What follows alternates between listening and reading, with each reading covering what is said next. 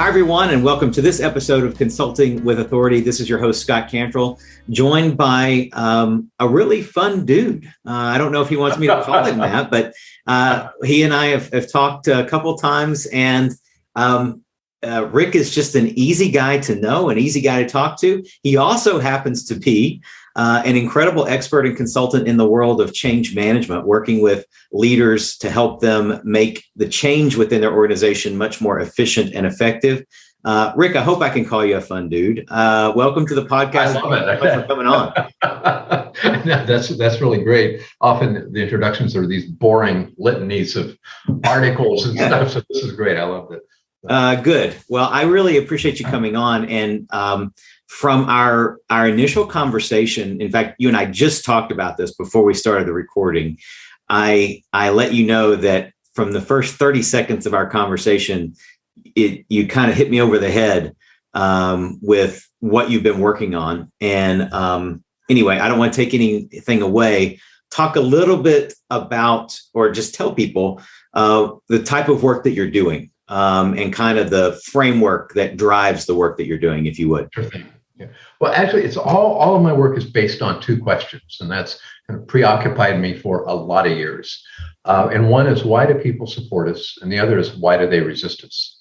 And so if you're trying to get a project done at work, a big change, or you're just trying to get the person who sits across from you in the office interested in something that you're interested in, what works in your favor and what gets in the way? And quite often, what can we do to avoid those avoidable unforced errors? Yeah. It's on one hand, it can be difficult. On the other hand, at the core of it, it's really not all that difficult if we pay attention to the right things. So that's interesting. And so again, I just want to restate those questions. Why do people support us and why do people resist us? And that framework that you just shared here was the thing that kind of smacked me over the head. And as soon as you said that, I immediately took the note down. And ever since our conversation, we talked about that, I think about a week ago, I've been thinking about those questions. Wow. And it occurs to me that certainly everything in business, it's easy to frame those questions within the context of business, and obviously this podcast is for other independent consultants, and that's the world that you're in, the world that I'm in. Yeah. So it's a world that we're intimately familiar with. So it's easy to ask those questions related to that, but you're going beyond that, right? These questions apply not only at the business level, but also at the personal life level. And I think it's really interesting that these questions and the principles behind them, which I know we'll get into a little bit here, the principles behind them that allow us to get more people on board with us, to support us, and hopefully to remove or at least mitigate the resistance that we're seeing, can be incredibly effective in a life situation. And so maybe speak to the essence of both of those sides of this question, of these questions. Okay. Well, first of all, when I'm talking about like resistance, and we say resistance to change, I am not talking about something that is 100% internal, like, why can't I lose weight? Right. Okay. What I'm talking about is us in relationship to other people. How come every time I talk to Scott, his eyes glaze over? What's going on in that? Won't happen, but I understand. Okay. But what happens in that space between us? And so it could be you and me, or it could be you're representing 1,000 people or the entire organization. And if the better we understand kind of what's that dynamic, that energy that's going on, the better chance we have of really building the kind of support we need without all the headaches. Absolutely. And that makes, that conceptually makes sense. I want to dive a little deeper. Before we do that though, I would be remiss if I didn't have you talk a little about your background and how you got to where you are and kind of what brought you to these two questions that you're now, focused on. So tell us a little bit about how you got to where you are. Well, I was in graduate school at George Washington, studying in a program to eventually work with emotionally disturbed kids in schools. Mm-hmm. And this is not going to be as long a story as you might think, but it's the philosophy of the program, which I didn't realize at the time, was pretty radical. And the philosophy was, a lot of these kids aren't disturbed. It's the schools that are disturbed. And if you can change the schools, if you can change the system, you'll have fewer kids acting up, acting out, all of that sort of thing. So I bought that philosophy then. I still buy it. I don't work in schools, but I work in agencies and corporations, and it still applies. When you've got tons and tons of resistance, you should not be looking at all those individuals. You should be looking at what's going on in this organization. Interesting. Okay. And on the positive side, if you got a place where morale is high and people are just doing great work and all of that, say what's going on in the organization. Yes, you might have hired well, but what are you doing to kind of keep that energy moving in a positive direction? At any rate, so I'm working in school now. You got it. This is an amazingly arrogant story. I've been teaching for 2 years, and I was teaching in one of the largest school systems in the United States. And I came up with an idea for changing the school system in a way that could really help those thousands of kids. 2 years experience. So all by myself, I wrote a proposal and sent it to the superintendent. I mean, he does not know me at all, and I had no gatekeeper, anybody to say, hey, you ought to listen to this Rick guy. Yeah. So of course they want to, placate their teachers, and they also had a union, or the teachers had a union. So they said, sure. And I met with the superintendent of instruction, and I started explaining my whole thing. And I said, Dr. So-and-so, my stuff is really based on a lot on the work of the eminent Swiss child psychologist, Jean Piaget. And I start going on, and he stopped me. He said, Mr. Maurer, it may surprise you to learn that the leaders of this organization, the school system, have known about Dr. Piaget's work for quite some time. And he might as well have said, and thank you for coming in, and don't let the door hit you. Well, right. so for a while, I was thinking, oh, that's it. That's old folks, they're dyed in their ways. They're afraid of fresh ideas. I mean, just all that kind of stuff. Sure. And then it started occurring to me that, oh, maybe it's not them. Maybe it's me. And so I started going back to school and learning about change. And I didn't like what the business press was saying about resistance, because it was saying, basically, you need to overcome resistance. It means make them do it. And I thought, that doesn't fit with my experience, and it doesn't fit with what I was learning in martial arts and psychology.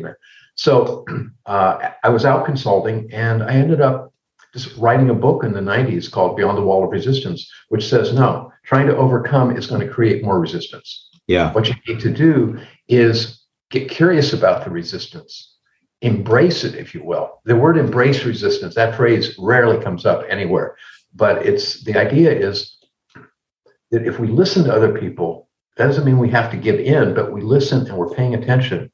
Things start to shift quite often. Like, I'm actually listening to you. Whoa, what a concept. And I might actually allow myself to be influenced by what you're saying. And it's just a different quality of conversation. And that conversation can be between you and me, or between groups of hundreds of people. Yeah. That's really fascinating. And so this is a great transition and segue into kind of the elements,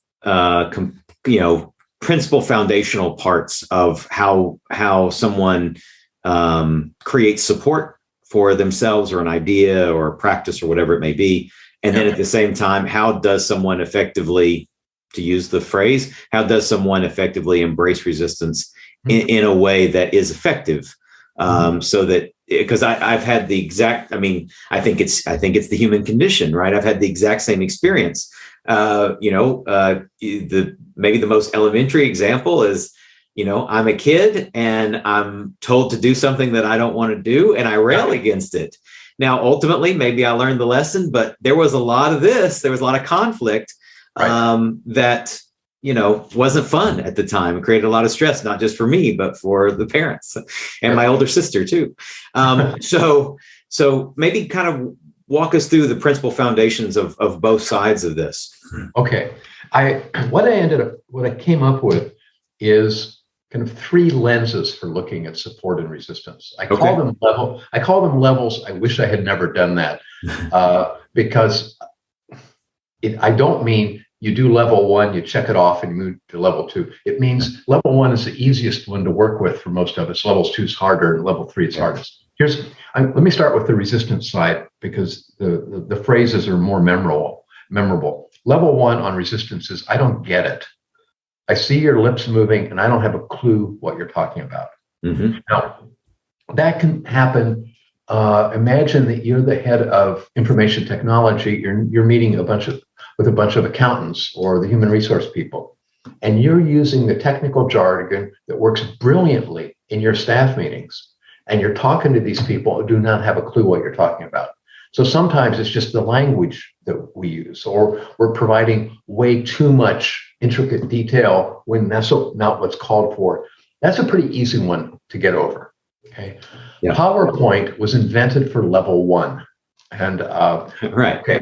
All right. It was not invented for the rest of what I'm talking about. And unfortunately, it gets used all over the place. All right. Level two is, I don't like it. And what that means is, it's a strong emotional reaction against the idea. In other words, I'm afraid, and afraid at a very deep level, like survival level. I could lose my job. I'm an old dog. I can't learn new tricks. We got a kid in college. What are we going to? And suddenly, that change that is affecting thousands affects one person, and that's me. Mm-hmm. So imagine you're in a meeting with me, and I'm presenting something, or the people watching your podcast are. And I say, and folks, this big change that we're going to be going through in a lot of organizations involves a significant amount of downsizing. You hear that and you go, boom, you go into, it's become very personal. And what you miss is the rest of the sentence. But I can assure you that's not going to happen here. Right. Because our brain is already otherwise engaged. So level two is really based on strong fear. Level three, so I've got now, I don't get it, I don't like it. Level three is, I don't like you. And what I mean by that is, I don't have trust and confidence in you or who you represent to lead something like this. Yep. So I may, we may like each other fine to have lunch or, to do some sport together. But in terms of, are you going to follow Rick? No. Because he goes to workshops and reads a new book, and we start something new, and then 3 months later he's found something new. Yeah. So that's the negative side. What you're looking for in support is the opposite side of each of those lenses. So you're looking for people to understand what you're saying. You want them to have a favorable reaction, and by that I mean, like, hey, how can I help? They're leaning in. They want to know more. They want it to be a success. And three, they have sufficient trust and confidence in you or the leadership team to actually say, I don't understand it completely yet, but I trust now. Mm-hmm. And so what I do with my clients is say, you need to find out the answers to those questions. And I'll be glad to give an example of that, but let me just stop right there to see. No, that is phenomenal. And what I love about this model is the app, and I should have said this earlier, but the application of this is obviously far and wide, but specifically for the viewers and listeners here, normally in these interviews, I will take a consultant like you, Rick, and ask you to talk about your business profile. And we'll talk about some of that later on, but there's so much rich application in these two questions. Support and resistance. And there's so much application. I saw the application immediately when you and I first spoke.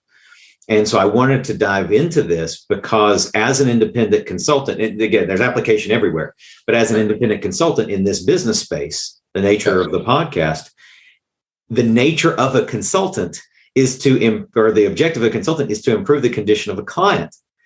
And that almost inevitably means you have to elicit and create support from the project sponsor or decision maker and potentially their team. And it almost inevitably means there are going to be perceived points of resistance or real resistance that has to be mitigated or removed to make a project work, to win the project in the first place from a business development standpoint, to get a client on board with the next phase of the project that you could serve them. And so the reason that I've been thinking about these questions since you and I spoke is I've been thinking about 2022. We're recording this at the end of 2021. And I've been thinking about my own business development efforts in 2022. And it occurred to me that the nature of good marketing and meaningful marketing, not just, I'm awesome, look at all the success we've had, not the chest pounding stuff, but the meaningful articulation of my value proposition ultimately comes down to, in not so many words, it comes down to these two questions. And the results that I was able to create related to, okay, this prospect perceived this kind of resistance. Yeah. And here's how we embraced it and dealt with it so that we could create this level of support. And here were the results from that. So anyway, I wanted to take a note and talk about why we're diving into your expertise so quickly in the interview, because the application, I think, for everybody who is in this space where our goal is change, our goal is to create change for our clients, it's so vital. So anyway, continue, please. But actually, it reminded me of a story that is directly related to what you're saying. A guy named Neil Rackham, who ended up writing a book called Spin Selling. Absolutely. It's on the shelf behind me somewhere. Good. Well, he was hired, this is before he had a book out or anything. And he said, some company said, we need to know what our best salespeople are doing. What's the key? How are they closing sales? That's a big kind of thing. What techniques, are they? So we'd like you to, follow them around and let us know. So he did. So he goes back to meet with the executive team and they said, so what are our stars doing? And he said, nothing that I can see. They're not doing anything different. And they said, no, what are they doing to close the sales? Right. And he said, they aren't doing anything.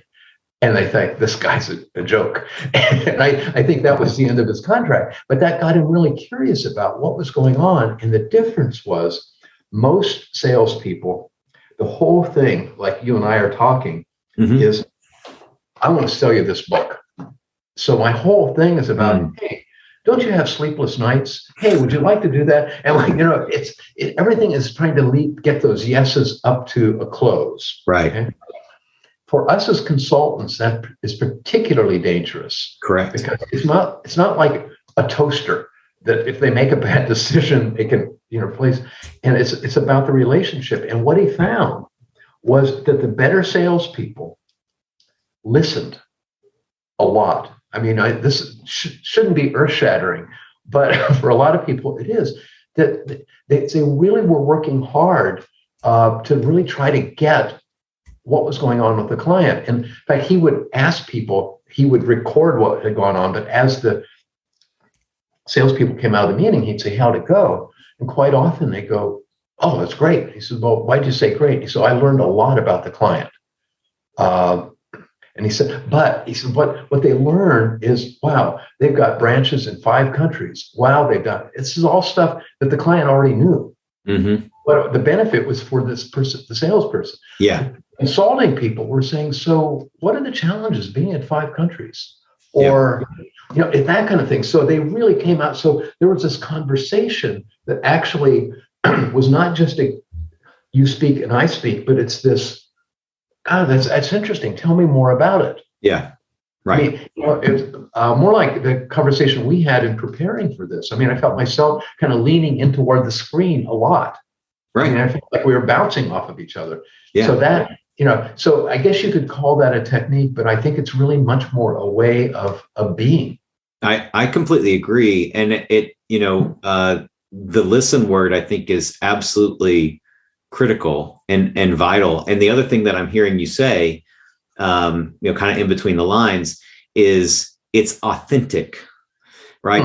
We're not listening for the sake of the sale or the sake of, I'm not listening. I don't remember the exact quote. And if I tried to recite it, I would butcher it, but I'm not listening with the intent to respond. I'm listening with the intent to learn, right? Yes. And authentically trying to understand where that person is coming from. I've said this in other interviews, but it's especially appropriate here. From a business development standpoint, talking about sales, but this is directly related to the essence of this conversation too. When a prospective client believes that you understand their problem as well or better than they do, they will assume you have a solution to it.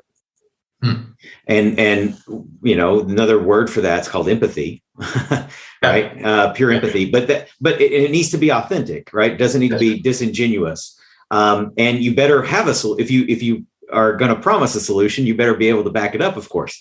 But from the standpoint of listening and authentically listening, that's exactly what you're talking about. And it absolutely I will tell you, when I buy something, I'm buying from the people who are asking me good questions, who are authentically listening and then responding appropriately to what I say.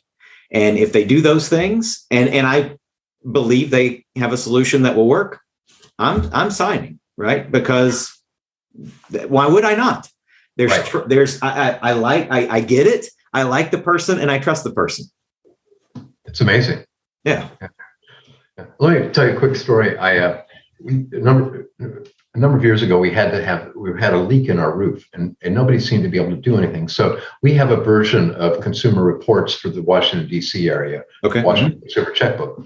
And so I looked at roofers and found 3, and I called each one. I said, look, what I'm looking for is to get a bid, somebody to take a look and bid, but I am not making a decision on the spot. I'm not going for low bid. I'm really going for somebody who I think can do the job. So, but I want you, if you're going to come out, I want you to know that that's what I'm doing. I'm not going to make a decision. Yeah. So one guy comes out, he's actually the first guy. And he said, I think this is what it is. He had taken a couple of pictures and he said, I've got my assistant here. We could give you a really good price if you did it today. And I said, well, as I told you on the phone. Yeah. And you could see the disappointment. I mean, he tried a couple times to sell me. Yeah. The other guy, I think maybe we only had 2. Another guy came out and he started looking at it and he got up on the roof and he said, I think I know what the problem is. I can see why there were problems before. And he said, here's what I would do. Here's blah, blah, blah, blah, blah. But I don't want you to pay me anything until after the first rainstorm. Wow. Not only did we use him for that job, he's the guy we call. Yeah. Right. It's just really very, very simple. Yeah. So it's not this great touchy-feely kind of thing where I'm going to sit in a circle. It's as you said, it's empathy and it's paying attention to, and it made it easy for me to say yes. Yes, exactly. Right. Yeah. Well, he completely undermined the resistance. Right. That's right. And built the support. It made it easy for you to say yes, which is the essence of getting someone to support you ultimately, making it easy for them to feel good about saying yes to you. Yeah. That is phenomenal. So tell me a little bit about the nature of the work that you do with clients, who you serve and how you engage them in terms of change management. I love this framework of support and resistance, but how does that translate into a business for you, Rick?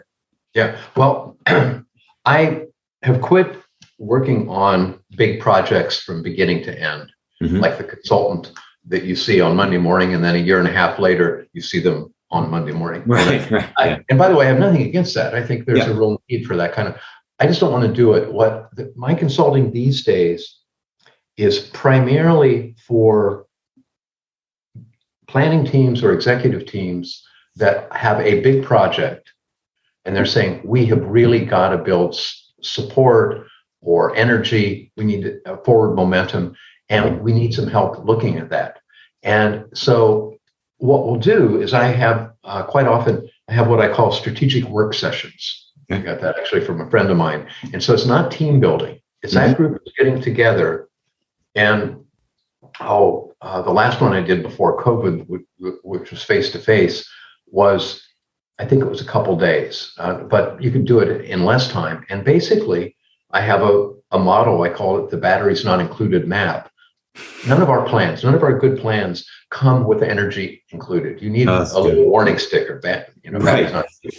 So I asked people, I said, so what do you anticipate for this kind of project? And they said, oh, well, here's where energy drops off. 9 times out of 10. Well, why does it drop off there? And we use my 3 levels to look at that. And then they start playing around with, so imagine you're 6 months in and the project starts to sing. And I can say, I bet you the problem happened a lot earlier than last Tuesday. Right. Let's go back to the beginning. how did you involve these people right when you were first thinking that maybe you needed to do something? Oh, we don't call them then. I mean, so right. you know, Yeah.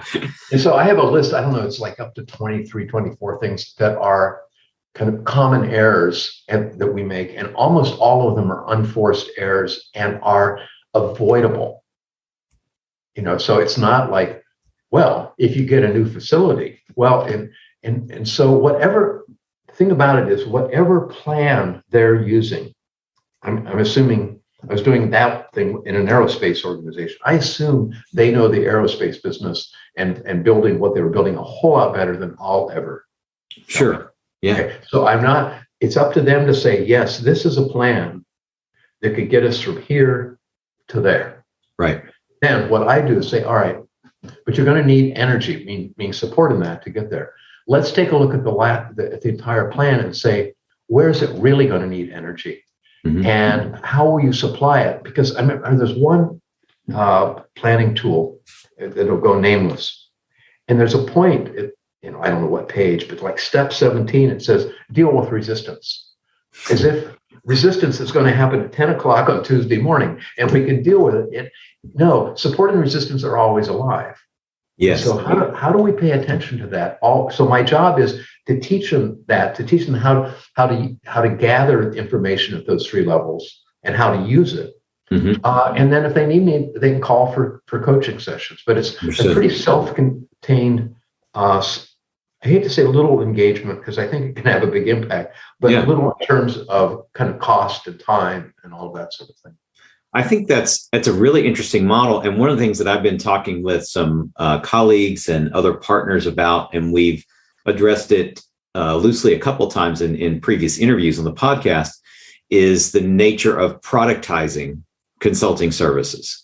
And I was just having a conversation, I don't know, a few interviews ago, and we talked about this concept of productization and basically productization versus customization. And I don't think either one is right or wrong. I think they are what they are. And it depends on who you're serving and how you want to serve them as to which model, serves you best. It sounds like in terms of your offering, you've been able to take the best of what you do, the highest value use of your time and skill and expertise, and put it in these strategic work sessions and productize that offer in a way that's obviously meaningful to you, but could have substantial impact for the organization. And like you said, it's not like you're walking away. If they need you, they can access you in the interim as need be. Do you perceive that offer in a productized type of way? Has that made it easier to talk about? Has that made it easier to sell and articulate the value of it? What's your experience with that so far? Yeah, that's a great set of questions. It does make it easier because I'm talking about something rather than join me in this process. Yeah, right. Yeah, right. That's right. Yeah. There's a clear, delimited deliverable, right? As opposed to an abstract process. Yeah. But the one thing that I do to kind of keep it away from just an off-the-shelf product, because I don't want to be doing that with my time. I've written books for that. They can buy books. Exactly. I start with a really simple set of questions, and I can tell them right now. There's nothing secret about them. And the first is, scale 1 to 5. How important is it going to be for you to build support for this change? Okay, scale 1 to 5, and a high score would be a 4 or 5. And by the way, if they say, well, maybe a 3 or a 2, I'll go, you might do very well, but my stuff isn't going to work for you. Yeah, because it sounds like you'll look for support when it's easy, but the other times it'll be like, well, we don't have time for that.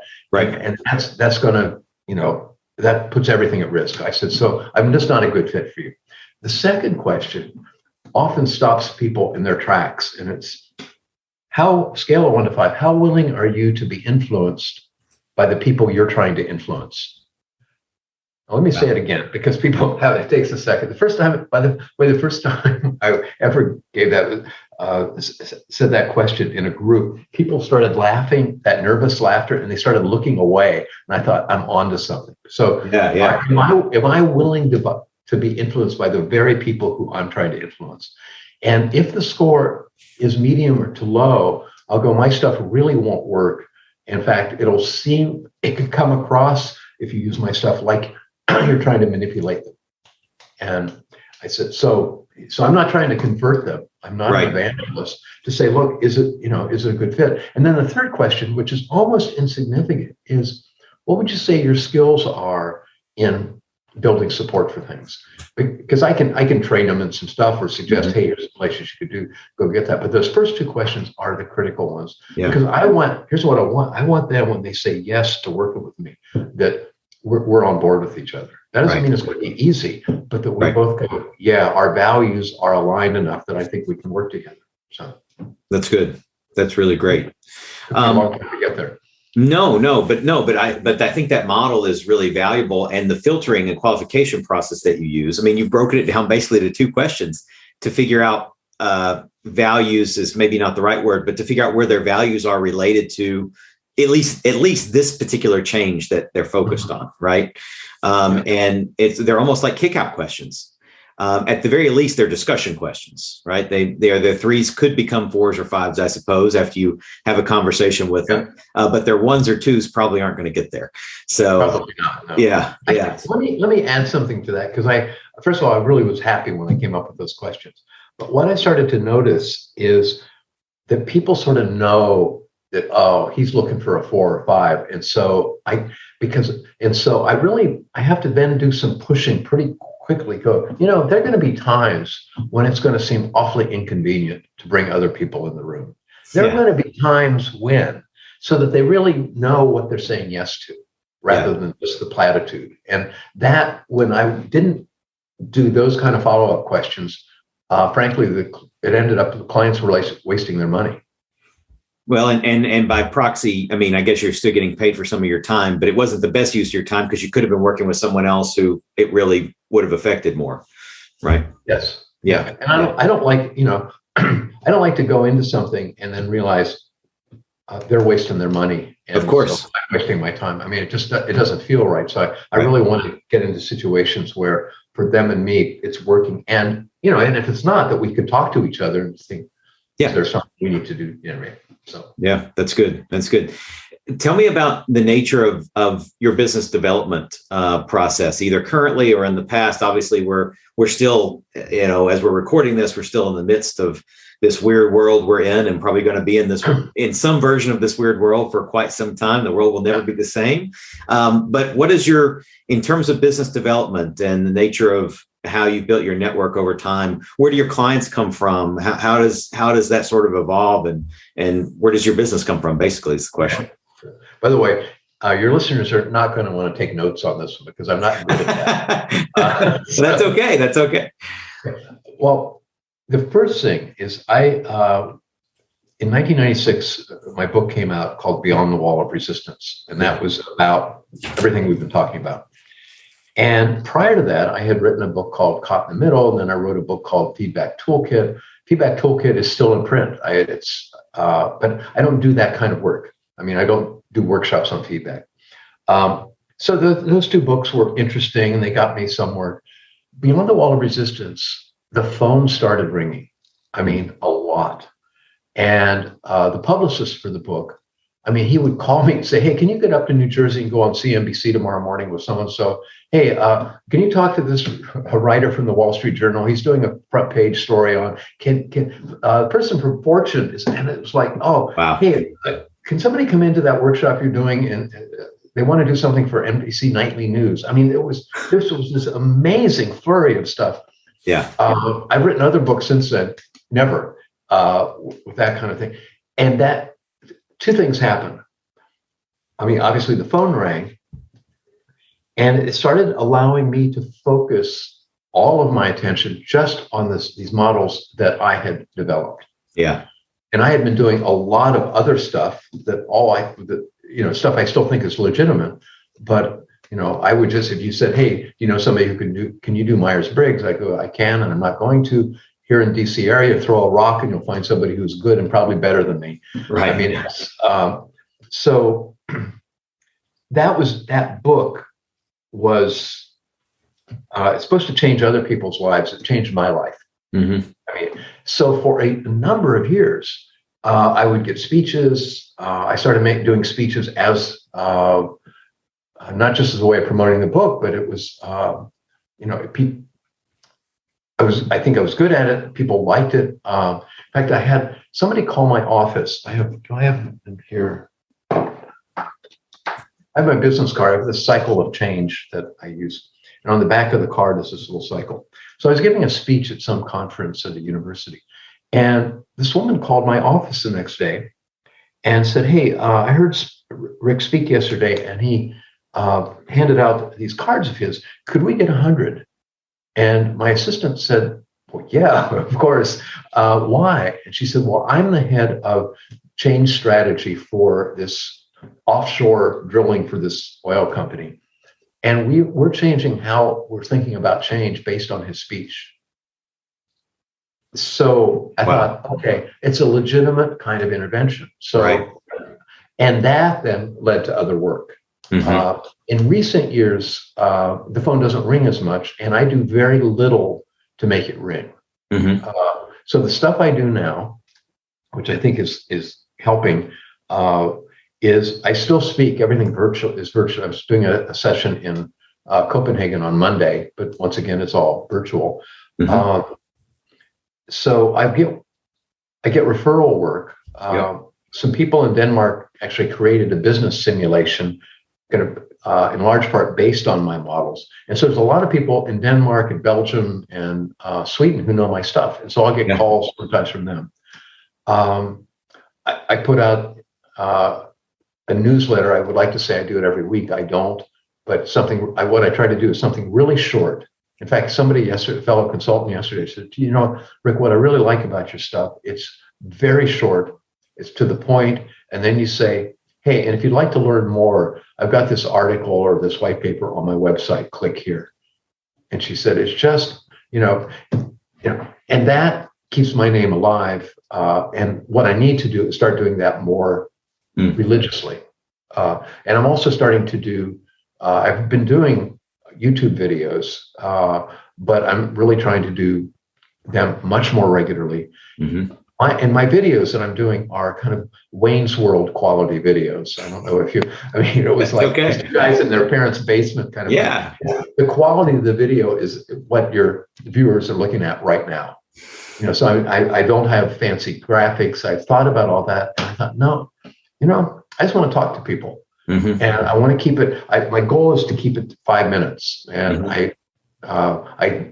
So far I don't think I've really gone over that very much, and that's kind of my strategy. So that works. And no doubt you have a pretty healthy network of past clients and partners and colleagues that you've built over the years. So I think that's a solid marketing mix, and I appreciate you sharing it, and certainly talking about that the primary book, or Beyond the Wall of Resistance, one that I've got to pick up that. Also, you just released or just wrote a new book. I'd love for you to talk a little bit about that, and I think it's available. So definitely let people know how they can get a hold of it. Okay, I actually want to say one more thing about my approach to marketing. Yeah, I got an email actually last week from a guy who works for an insurance company that's, I won't go into what the business is, but I worked with them probably in the, mid to late 90s. Okay. But this guy who sent me a note is now an executive vice president. We're connected on LinkedIn. Mm-hmm. He gets my newsletter. I don't think we've talked in 15, 20 years. And he said, hey, we've got 5 major conferences coming up with our clients next year. Are you interested? And so we're going to talk on Friday about that to see if it works. So just basically keeping my name alive enough that he kept going, oh yeah, I like Rick. I like what he's doing. So.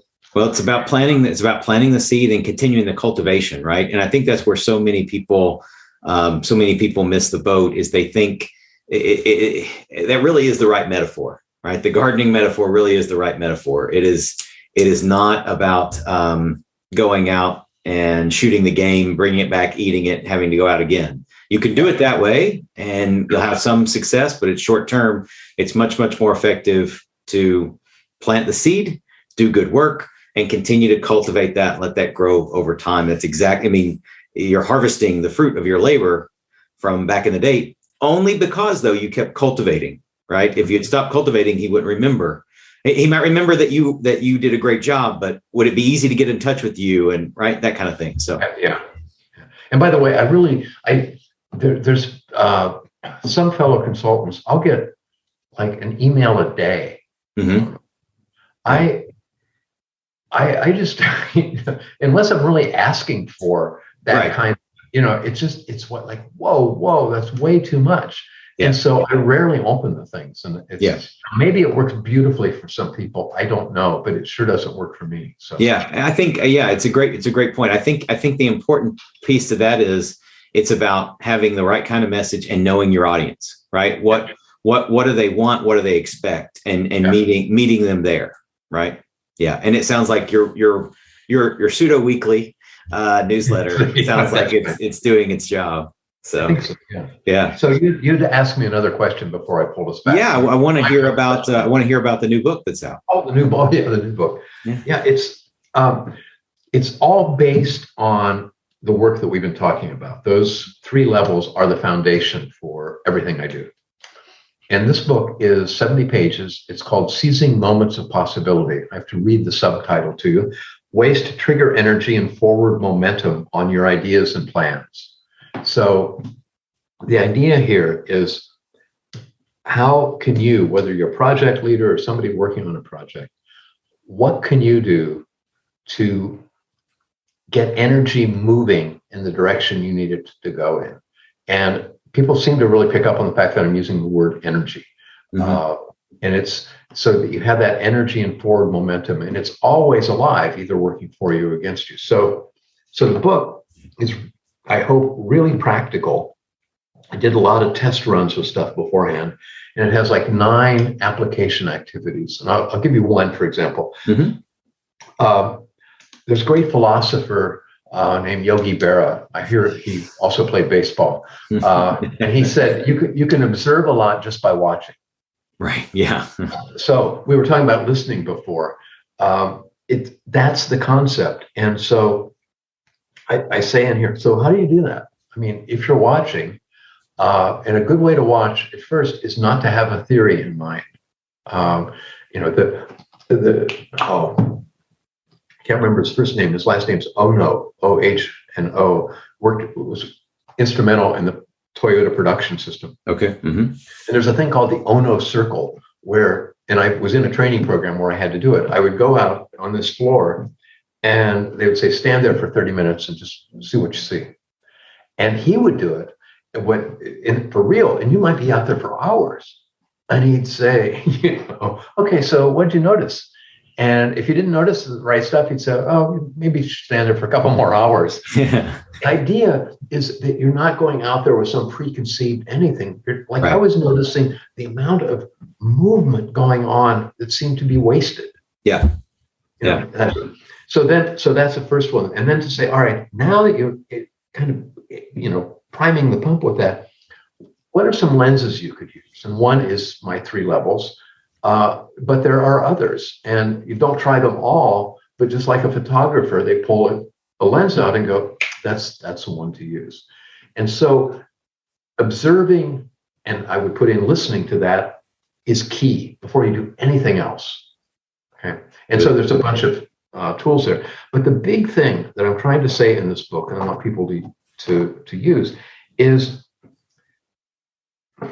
there are so many good tools out there for managing change in projects. I mean, and good training, consultants who are dedicated to doing this, and yet people still complain about the failure rate. And I started to look at that, and behind me in my other office, I mean, I've got a full bookshelf of just change management, leadership, influence stuff. And I started thinking, all right, so these are good. I like these books. What's wrong? And what was wrong, and this is where I came up with the expression, is all of those things, including things I've written, need to have a warning sticker on back that says warning, batteries not included.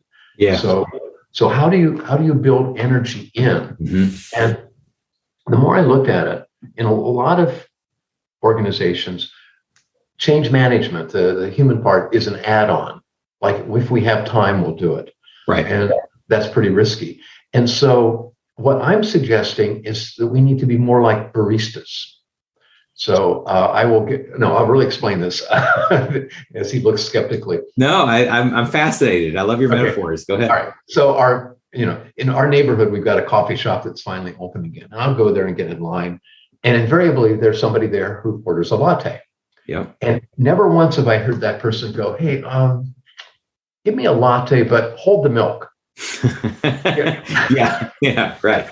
And it's there for somebody who doesn't know. There are two essential ingredients in a latte, and that's steamed milk and espresso. Period. Right. You can have doodads and stuff, but that's it. And so I believe in change management. The human part is an integral part of what's going on, just like the coffee. So how do I do what I'm doing in a way that has a chance to build support? And I can give you a couple of quick examples if you like. Yeah, let's do it real quick. All right. So I have a friend who's a nuclear physicist. And when he makes presentations to fellow scientists in his organization, they generally are to get their support for, okay, we can, allocate resources for this and do it. And he said, the problem is we have to use PowerPoint slides. And he said, it just puts people to sleep. Right. Yeah. He said, I can't not do it or else people go, oh, he didn't prepare. Okay. So we were talking and he called me a couple of weeks later and he said, I got it. He said, I had this thing come up and I thought, okay, how many slides would I typically use for this presentation? It was something like 50. And for like an hour or something, A lot. Yeah. Yeah. And then he thought, all right, what's the minimum number I could use that would let people know I actually prepared? Mm-hmm. The minimum number was 5. And he said, here's the amazing thing. I covered all the same material, but because I wasn't reading from these slides, there was room for conversation. Yeah. And people started getting interested and saying, well, are you talking about this? People started saying, hey, I'm kind of interested in that. Can we talk more about it? He said, so normally people are kind of comatose at the end of these meetings. And here they've actually energy. Yeah. So all he did, it was the same group of people, the same conference room, the same bad coffee. The only thing he did is he had fewer slides. Yeah. I'll give you one other story. It's great. A guy named Ted Castle owns a company called Rhino Foods. They make dessert ingredients. So you would never go to the store to buy it, but Ben & Jerry's buys their material. Okay. Mm-hmm. So he called all the employees together. He had 90 employees. And he said, I've got some really bad news. The industry is in a downturn and it's staying there. Normally we get into downturns and they turn around. He said, this hasn't turned around. And I've been very worried. And I've looked for all kinds of places to make cuts and that. And he said, I've done everything I know how to do. The only thing left, and he said, I really hate to say this, is to downsize. He said, we have never done it in the history of our company before. But he said, I don't know of an alternative. Okay. Then he added one thing. Didn't make the meeting any longer. Just added one thing. He said, but God, I got to tell you, any of you have an idea that you think might either bring in more income or, reduce our expenses, I will, I'm skeptical, but I'm willing to. Yeah. Okay. So 90 employees, they came up with 111 ideas. Wow. And he got people together and said, all right, we got to do something with this. And they came up with something like 5 major strategies and they applied them and they weathered the storm with no downsizing. 2 years later, the industry turned down again. They pulled it off the shelf and did it. Wow. So he could have said, no, we're going to go off and have a team building retreat for 3 days and we're going to do this. And nothing wrong with any of that. But sometimes what we're doing can just be, what if I shut up right now and ask, so what do you think? It can be that simple. So that I keep going back to how do you do really small things for the meetings that you already have going on, the conversations you already have going on. So, and the book is on my website and it's free there. That's awesome. If you want to buy a paperback or get the audio version with me reading it, you can buy it on Amazon. But the ebook version is just rickmaurer.com and it's right there on the homepage and you can access it and download it. That's tremendous. And we'll obviously include that link in the show notes as well here, so people can easily get access. That's awesome. Thank you, Rick. And fantastic stories and examples.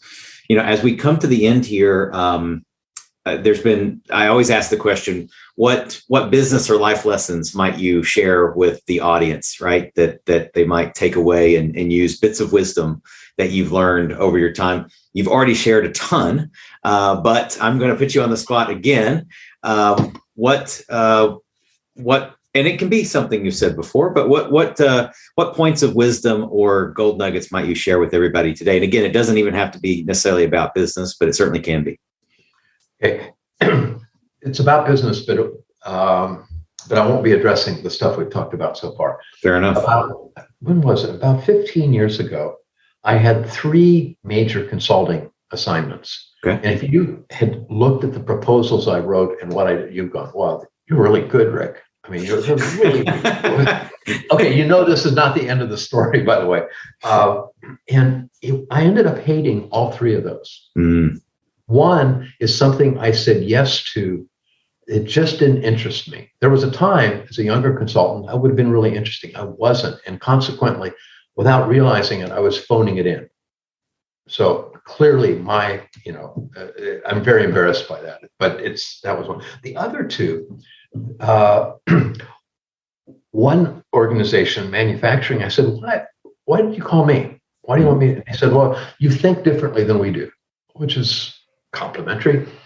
The problem is I thought differently than they did. So I would come up with stuff and they wouldn't do it. And they'd say, well, give us some new stuff. And I said, you haven't used the old stuff. And this was a bad match.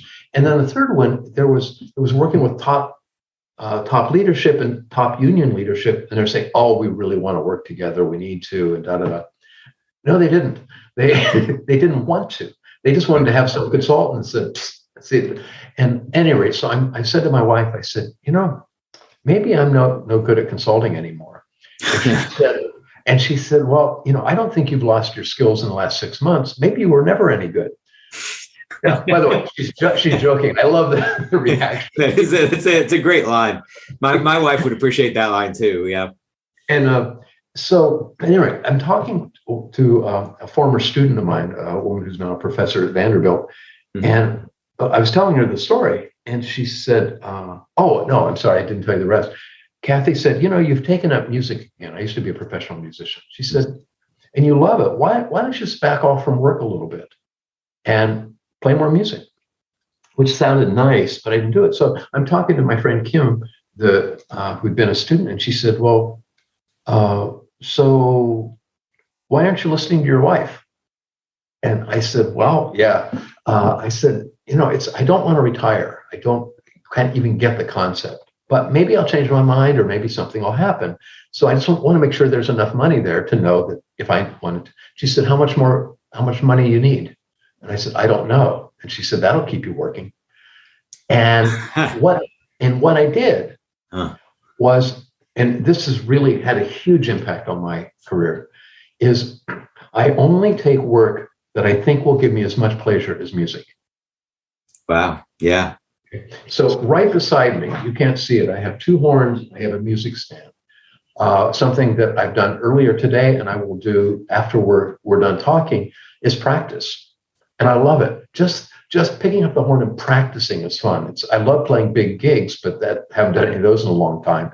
But just making music or trying to make music gives me a lot of pleasure. And so I can talk with somebody on the phone, and I just have that internal barometer to kind of go, I don't think so. And I don't always guess right, but the ratio is really in my favor. I wish. Now, as a young consultant, if you had given me that advice, I'd probably gone, oh, that's kind of interesting, but I gotta get work. Right. Yeah. Sure. So it's kind of a hard thing to take on early. But had I taken on earlier in my career, I think I would have said no to things that were not really a good fit. For instance, I can facilitate meetings, like if a client is doing something, we're working together, but just to go in to facilitate, like hire me to facilitate, I don't want to do it. It doesn't interest me at all.